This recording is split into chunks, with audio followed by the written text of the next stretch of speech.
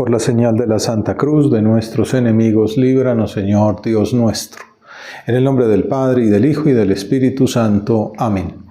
Señor mío y Dios mío, creo firmemente que estás aquí, que me ves, que me oyes. Te adoro con profunda reverencia. Te pido perdón de mis pecados y gracia para hacer con fruto este rato de oración. Madre mía Inmaculada, San José, mi Padre y Señor, Ángel de mi guarda, intercedan por mí. El estudio de las emociones está de moda en el ámbito académico. Por ejemplo, en los últimos años se ha visto como un factor clave cuando las personas van a votar en las elecciones. Para nosotros los católicos siempre es como una obligación ir a votar para participar en las decisiones ciudadanas, influir positivamente, santificar nuestra ciudadanía. No lo hacemos por emociones, pero sí hay gente que va a votar por miedo o por rabia. También se ha visto su importancia en la comunicación pública, por ejemplo, en ciertas campañas de políticas públicas. Y una de esas emociones es el miedo, que la mayoría de las veces retrae, o lo que es peor, paraliza a las personas. Sin embargo, a veces también impele a actuar, quizá irracionalmente, tal vez por motivos de instintos de supervivencia. El miedo emerge ante estímulos que nos incomodan, a veces por traumas de la infancia o por temores más o menos infundados. Por ejemplo, hay personas que les tienen pavor a las cucarachas, otros a las ratas o a las serpientes. Alguien me contaba que le pasó una vez en una exposición de culebras, con todas las reglas de seguridad del caso, que se le puso la piel de gallina y los pelitos de punta, ¿no? Estaban obviamente muy cuidadas, no había ningún riesgo, pero tenía ese temor instintivo. Temor que también puede brotar ante fenómenos naturales como la oscuridad o la lluvia, lo que le sucedió a Lutero cuando hizo el famoso juramento de hacerse fraile si salía ileso de un aguacero. También se puede temer a ciertas personas por lo que nos han hecho en el pasado o por la capacidad que pueden tener para quitarnos bienes preciosos como el puesto de trabajo, la libertad o incluso la vida. En la Sagrada Escritura aparece varias veces ya desde el Antiguo Testamento la invitación del Señor a no tener miedo. Y el mismo Jesucristo lo aconseja en repetidas ocasiones a sus discípulos, a veces de modo reiterado, como en el pasaje que vamos a contemplar hoy, en el capítulo 10 del Evangelio de San Mateo. El contexto es la misión apostólica, las instrucciones que tú, Señor, das para afrontar las pruebas y las dificultades. El Evangelio de Mateo está escrito para los judíos y está estructurado como una especie de paralelo a la Torá, al Pentateuco. Entonces está hecho en torno a 5 grandes discursos, como si fueran una actualización del Antiguo Testamento. El primero de esos discursos es el Sermón del Monte, donde están las bienaventuranzas. El segundo es el Sermón Misionero, también llamado Sermón del Testimonio o apostólico. Luego está el eclesiástico, el de las parábolas, el escatológico. Pero en este Sermón Misionero, Jesús acaba de proclamar el reino de Dios, ha elegido a los 12 y los envía a predicar el reino, aunque en realidad el que primero sale es él mismo. Curiosamente les da instrucciones y sale él, como abriendo brecha. Llama la atención que mientras Lucas distingue con claridad entre apóstoles y discípulos, los 12 y el resto, San Mateo los identifica, con lo cual le da mayor realce al discipulado. Solo por el hecho de estar bautizado, podríamos decir hoy, estamos con el compromiso de ser apóstoles. No es solamente para los obispos, que son los sucesores de los apóstoles, sino para todos los cristianos este llamado. Los elegidos no son solo alumnos de un maestro, sino también enviados. Es la palabra griega, apostolos, enviado. Jesucristo mismo es el primer enviado. Y no se trata de un discurso dirigido en exclusiva para aquellos 12 recién elegidos, sino para todos los cristianos que habrían de venir a lo largo de los tiempos, también para ti y para mí. Y ahí Jesús habla sobre las persecuciones. Cuando Mateo escribe este texto, los cristianos a los que les dirige el Evangelio, de hecho, estaban padeciendo persecuciones. El evangelista escribe para ellos en primer lugar, pero también a nosotros nos viene hoy bien estas enseñanzas del Maestro. Jesús comienza su sermón apostólico diciendo: no les tengan miedo, porque nada hay encubierto que no llegue a descubrirse, ni nada hay escondido que no llegue a saberse. El evangelista publicano, al que también le tocaron bastantes contradicciones por su conversión, por su origen, que era equivalente a pecador, insiste en que el éxito de la misión apostólica no está garantizado humanamente, en primer lugar. Al contrario, la labor lleva su tiempo y su contradicción. Es muy posible encontrar la dificultad, tanto por parte de los tribunales humanos, como le pasó a San Pablo, por ejemplo, como de la propia familia, como le pasó al mismo Jesús. Si Cristo murió en la cruz, no nos puede extrañar que también nosotros tengamos que padecer por ser sus seguidores, a veces con bromas, con burlas, con persecuciones, perder un trabajo o no lograr un cierto escalafón porque pues nuestras convicciones no son bien vistas o son rechazadas. El mensaje de Jesús es claro: no hay que desalentarse. Al contrario, hay que confiar en Dios. La idea central de este pasaje, o el resumen de todo lo que vamos a contemplar, es una triple invitación a no tener miedo. En primer lugar, a hablar abiertamente, confiando en la eficacia intrínseca que tienen las palabras del Evangelio, porque llevan en sí la fuerza de Dios. En segundo término, a vivir sin miedo a la muerte, que tampoco es la última palabra en la existencia humana. Y por último, a confiar en el Padre Providente y en el Hijo, que defenderá a sus discípulos en el juicio final, que es el verdaderamente importante. Comencemos con la primera parte. Hablar abiertamente, confiando en la eficacia intrínseca que tienen las palabras del Evangelio. Hablar sin cortapisas, confiando en la eficacia de la palabra. Lo que les digo en la oscuridad, díganlo a la luz. Lo que les digo al oído, pregónenlo desde las azoteas. Tú, Señor, nos invitas a tus discípulos a que hablemos de Dios con claridad, con audacia y a tener valentía frente a las persecuciones, contando con los dones y los frutos del Espíritu Santo, especialmente con la fortaleza. Ahora, esto de hablar tampoco tiene que ser que uno tenga que ir en contravía, que tenga que ser como la piedra en el zapato.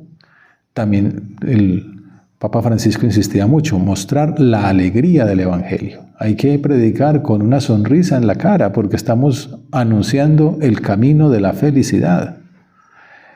Entonces también esa característica es importante, ¿no? Estamos buscando la alegría para las personas. Entonces pues no hay que ir con piedras en las manos, ¿no? Con confianza, con paciencia, por un plano inclinado, con ese sentido de la gradualidad y de confianza en la gracia de Dios que será la eficaz y que terminará convenciendo a las personas.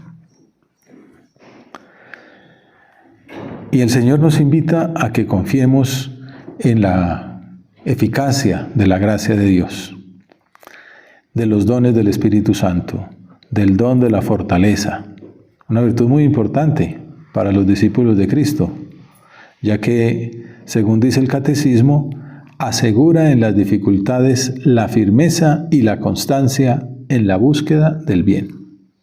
Además, la fortaleza reafirma la resolución de resistir a las tentaciones y de superar los obstáculos en la vida moral. Es una virtud humana, una de las 4 virtudes cardinales. Aristóteles la definía muy brevemente: resistir en el bien. Pero además de ser virtud humana, es elevada a don sobrenatural del Espíritu Santo que asegura la firmeza y la constancia en las dificultades y reafirma la resolución de resistir las tentaciones y los obstáculos. El segundo mensaje del Evangelio, además de hablar abiertamente, confiando en la eficacia de la palabra, es la invitación a vivir sin miedo a la muerte, para lo cual también nos ayuda la virtud de la fortaleza. Según el Catecismo, esta virtud nos hace capaces de vencer el temor, incluso el temor a la muerte, y de afrontar las pruebas y las persecuciones. Tu Señor, nos invitas a dar testimonio, sin miedo a la cruz, a las persecuciones, ni a la misma muerte. No tengan miedo a los que matan el cuerpo, pero no pueden matar el alma.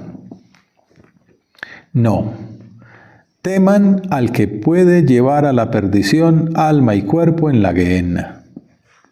Ese es el lema del pasaje de hoy, el título de la meditación. No tengan miedo. No hay que temer a ser testigos de la muerte de Cristo delante de los que puedan quitar la vida corporal. Y aquí viene a la mente el testimonio de los mártires. Permanentemente los papas van canonizando mártires porque lamentablemente pues son muchos, ¿no? Y en la historia reciente.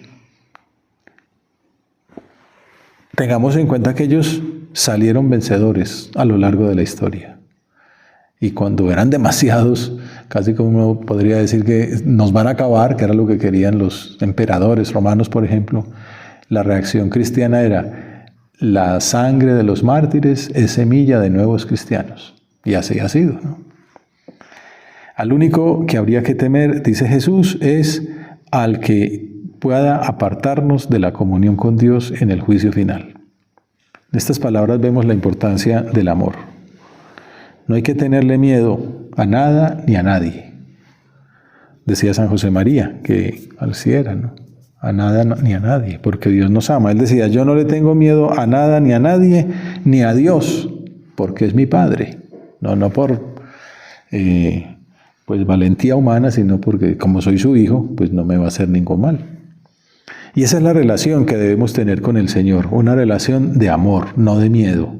Existe el don del temor de Dios, pero no es por temerle a Dios, sino temer ofenderle. Porque uno lo quiere tanto, sabe que Él lo ama tanto a uno, nos ha dado tanto que qué vergüenza pagarle bien con mal. Y entonces es como asustarse delante de Él porque es nuestro Padre, no eso, sino aborrecer el pecado, rechazar cualquier posibilidad de ofenderle. En el mismo sentido, la audacia apostólica tampoco es cuestión de tener un carácter abierto, sino de amor, como dice el punto 260 de Forja. La solución es amar. San Juan Apóstol escribe unas palabras que a mí me hieren mucho. Qui autem timet non est perfectus in caritate.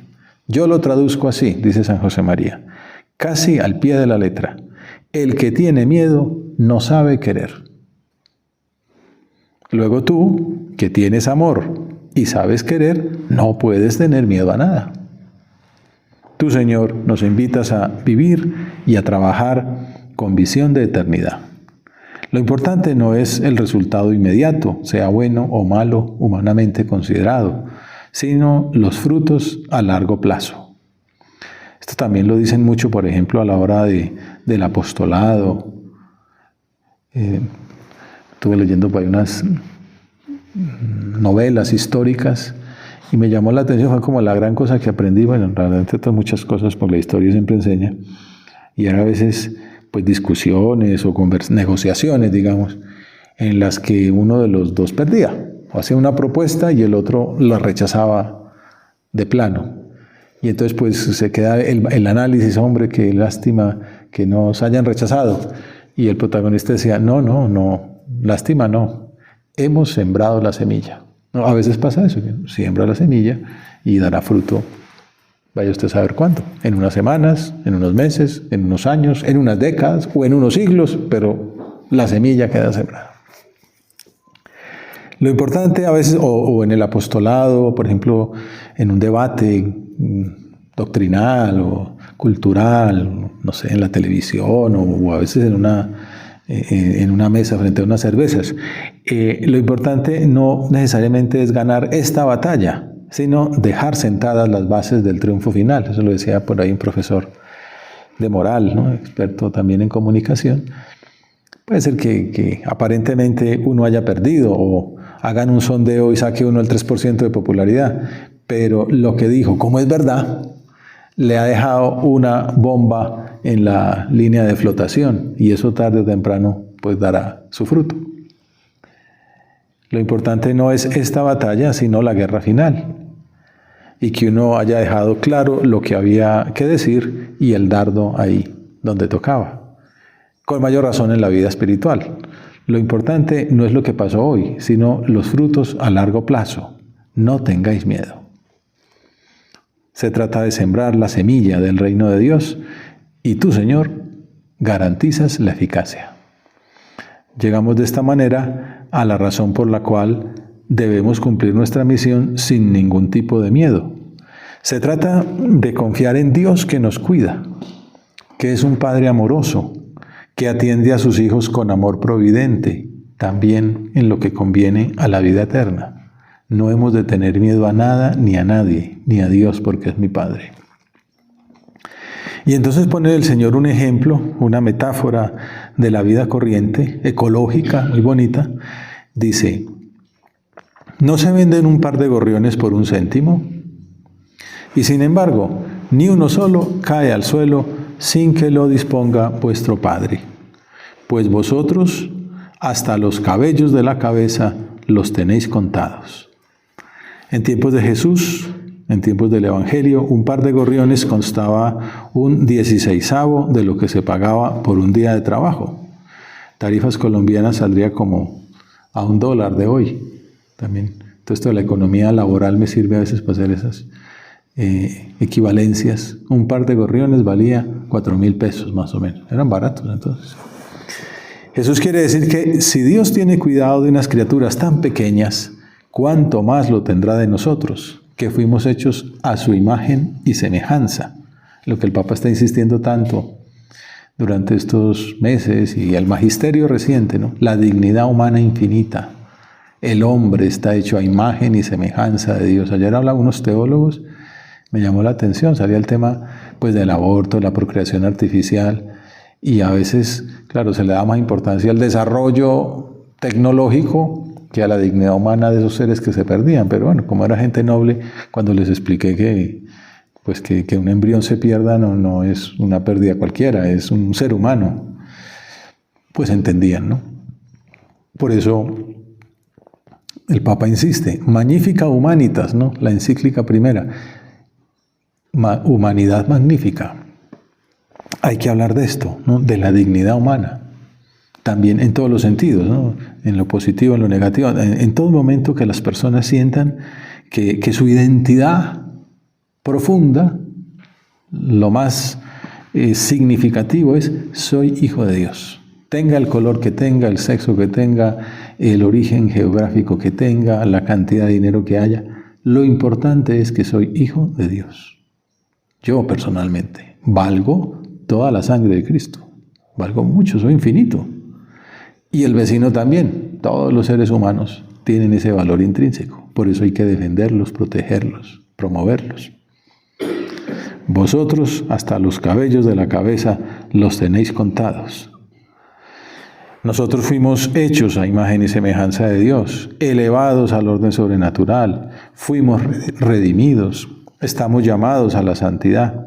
Y el Señor nos invita a que vivamos con esa seguridad que nos da el sabernos hijos predilectos de un Padre amoroso y providente. Y por eso es que concluye Jesucristo. Por eso no tengan miedo, ustedes valen más que muchos gorriones. Es un llamado a confiar muy propio de Dios. Ante un evangelio que habla de no temer, A pesar de las dificultades, de las persecuciones, de las denuncias ante los tribunales y por parte de la propia familia, la lectura correspondiente es de Jeremías, un profeta muy especial, un hombre muy enamorado, romántico, muy apasionado por su tierra, por su gente, al cual estas personas le pagan con la contradicción, con la persecución, con las denuncias, con los maltratos. Y entonces en esa situación cae en la prueba más dura que hay para un seguidor de Dios, la de sentirse solo, como si Dios lo hubiera abandonado. Un poco ese sentimiento que Jesús también expresa en el Calvario: Padre, ¿por qué me has abandonado? Sin embargo, en medio de esa prueba tan dura, el profeta Jeremías no pierde la fe en las promesas del Señor y dice: el Señor es mi fuerte defensor. Me persiguen, pero tropiezan, impotentes. Acabarán avergonzados de su fracaso. Cantad al Señor, alabadle, que libera la vida del pobre de las manos de gente perversa. Es una manera más, un ejemplo tomado de la historia que nos puede servir para repetir esa frase de Jesucristo: no tengan miedo. Son palabras del Señor que ha sido la consigna de los últimos papas.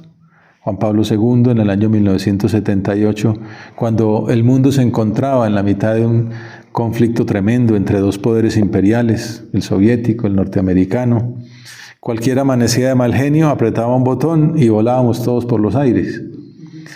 Salió Juan Pablo II a decir: no tengan miedo, abran las puertas del corazón a Jesucristo. Abran los sistemas políticos, las fronteras, los sistemas económicos. Ábranlos de par en par. No tengan miedo. Esas palabras fueron como una bocanada de aire fresco en ese momento de tanta inquietud mundial. Y fue un nuevo aire y el anuncio de Jesucristo, Redentor del hombre. También había todo un ambiente cultural de posguerra, el puesto de esa generación del 68, de crítica, de rebelión. Y estas palabras de no tener miedo llevaron a la Iglesia, como le había hecho su predecesor, el cardenal Wyszynski, a cruzar el umbral del nuevo siglo. Y cuando murió y fue elegido Benedicto XVI como su sucesor, en la misa en la que comenzó su pontificado dijo: nos acordamos de lo que decía Juan Pablo II. Ahora yo lo repito: no tengan miedo. No tengan miedo, porque Cristo no quita nada bueno, solo quita lo malo. Alguien me contaba que le habían servido mucho esas palabras para apartar cosas que no le convenían y cómo había avanzado bastante en su camino espiritual durante esas temporadas. No tengan miedo, Dios no quita nada bueno, solo quita lo malo. Una vez más Jesús nos dice: no tengan miedo ante un ambiente agitado, que invita a aislarse en el individualismo o en el apocamiento. No tengan miedo ante las circunstancias externas del país, del mundo, los miedos, los peligros de una guerra o de... No tengan miedo, pongan de su parte todo lo que puedan, porque el Evangelio se encarna en las circunstancias de tiempo y de espacio de las personas. No tengan miedo, que hay una gracia proporcional a las dificultades. Sigue vigente la invitación a que nos tomemos en serio la llamada cristiana sin ningún tipo de temor, confiando solo en la gracia de Dios, que nos invita a colaborar con Él. Como dice otro punto de Forja: un hijo de Dios, tú no debes tener miedo a vivir en el ambiente profesional, social, que le es propio, porque nunca está solo. Dios nuestro Señor, que siempre te acompaña, te concede los medios para que le seas fiel y para que lleves a los demás hasta Él. No tener miedo, no estoy solo, estoy con Dios. El si Deus noviscum quis contra nos, se me viene ahora a la mente que debe estar detrás de este punto de Forja, unas palabras que sintió muy profundas en el fondo de su alma, dichas por el Señor, son de San Pablo: si el Señor está con nosotros, ¿quién estará contra nosotros? Las escuchó en su corazón en un momento de mucha dificultad, de mucho miedo, podríamos decir, humanamente, mucha posibilidad que hubiera ese temor. No tengas miedo. Si Dios está con nosotros, ¿quién está contra nosotros? ¿Quién se puede poner contra nosotros? Justo antes de comenzar el pasaje que estamos considerando, hay un versículo que es clave para interpretar lo que sigue, y es: al discípulo le basta con ser como su maestro. Es decir, la clave para no tener miedo es estar muy unido al Señor, es ser otro Cristo. No soy yo el que vivo, es Cristo el que vive en mí, dice San Pablo. Esa configuración con Cristo, ese parecerse a Jesús, al que se llega por los sacramentos, por la oración, la lectura del Evangelio, la imitación, es el secreto para cumplir la voluntad del Padre. Esa es una de las bases de la predicación del cristianismo, el cristocentrismo, la configuración con Jesús, que es el secreto para no tener miedo. No es no tener miedo porque somos fuertes, valientes, aguerridos, o porque tenemos medios, pistolas. No, es no tener miedo porque Jesús está con nosotros, porque estamos llamados a ser otros Cristos, a configurarnos con Él, y ese es el secreto para cumplir siempre y en todo la voluntad del Padre. San José María lo decía, por ejemplo, hablando de la formación de los jóvenes. Entonces escribía en una de sus cartas: haced de modo que en su primera juventud o en plena adolescencia se sientan removidos por un ideal. Miras grandes, volar alto, mirar hacia arriba, levantar la mirada, recomendaba el Papa en España. Que se sientan removidos por un ideal, no estar pegados ahí de un TikTok no, removidos por un ideal. Poner a Cristo en la cumbre de las actividades humanas, llegar lejos. Y específicamente dice, que busquen a Cristo, que encuentren a Cristo, que traten a Cristo, que sigan a Cristo, que amen a Cristo, que permanezcan con Cristo. Esto ha sido como una evolución, porque al comienzo decía solamente 3. En el año, qué sé yo, pues antes de Camino, antes del año 38 o así, le escribió a Ricardo Fernández Vallespín, un joven universitario que empezó a dirigirse con él. La primera ocasión y que se vieron, le habló de Jesucristo y le dijo: mira, contempla la pasión de Jesús. Y le prestó un libro, La Pasión del Señor, de Luis de la Palma, y le puso una dedicatoria: que busques a Cristo, que encuentres a Cristo, que ames a Cristo. Ese libro se encuentra en Vilatevere, ahí abajo en la galería, donde hay como una especie de museo con objetos relacionados con la vida cotidiana de San José María. Y esas palabras se inspiraron en el número 382 de Camino. Al regalarte aquella historia de Jesús, puse como dedicatoria: que busques a Cristo, que encuentres a Cristo, que ames a Cristo. Son 3 etapas clarísimas. Has intentado por lo menos vivir la primera. Luego agregó un cuarto verbo: tratar. Está por ahí una de sus homilías, con lo cual una mnemotecnia muy fácil de recordar. Beta, la segunda letra griega. Buscar, encontrar, tratar y amar.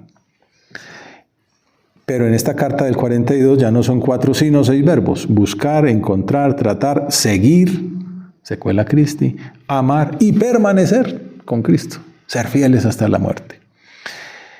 Pues esa identificación con Jesús explica la actitud positiva del cristiano en medio de las dificultades, sea de fuera o de dentro. También puede ser temor nuestras miserias, nuestras debilidades, y podemos recordar a San Pablo que le decía eso al Señor, ¿no?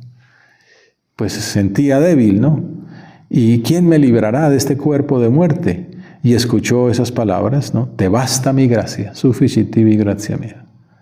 La virtud se fortalece en la debilidad. No me pidas que te quite, pues, las contradicciones o ese estímulo de la carne, como dice él. Lucha contra eso y yo te doy la gracia para vencer. La conclusión de San Pablo fue: muy a gusto me glorío de mis debilidades, para que resida en mí la fuerza de Cristo. No la fuerza de Pablo, de Saulo de Tarso, no, la fuerza de Cristo que reside en mí. Por eso vivo contento en medio de dificultades, de privaciones, de insultos, de persecuciones, porque cuando soy débil, entonces es cuando soy fuerte. Porque en medio de la debilidad viene la fortaleza de Dios. la gracia del Señor. Y si venzo es porque queda claro que es Él quien me ayuda y que yo soy una miseria que al mismo tiempo es hija de Dios, de un Padre que me asiste con su gracia y que me dice, no tengas miedo, te basta mi gracia. La fuerza se realiza en la debilidad. Y eso explica la conclusión del discurso misionero de Jesús. A quien se declare por mí ante los hombres, yo también me declararé por él ante mi Padre que está en los cielos. Y si uno me niega ante los hombres, yo también lo negaré ante mi Padre que está en los cielos. Concluyamos nuestra oración acudiendo a la Virgen María. Si a pesar de estas consideraciones no dejamos de sentir cierta desconfianza ante nuestras pobres fuerzas, pensemos que ella nos acompaña e intercede ante su Hijo por nosotros. Y como dice San José María en el Via Crucis, la necesitamos.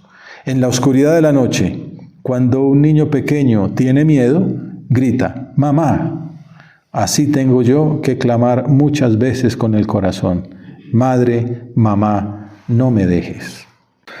Te doy gracias, Dios mío, por los buenos propósitos, afectos e inspiraciones que me has comunicado en esta meditación. Te pido ayuda para ponerlos por obra. Madre mía Inmaculada, San José, mi Padre y Señor, Ángel de mi guarda, intercedan por mí.